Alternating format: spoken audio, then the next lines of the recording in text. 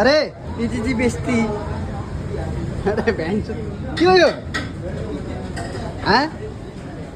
ओए भाडा सन्तोष भाइ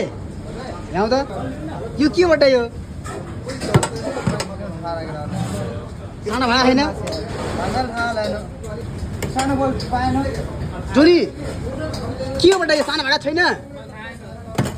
आएर मैले सानो बोल मलाई मैले अगाडि खाली गर्दा बट हेर अहिलेसम्म यस्तो हेर त माको समय यार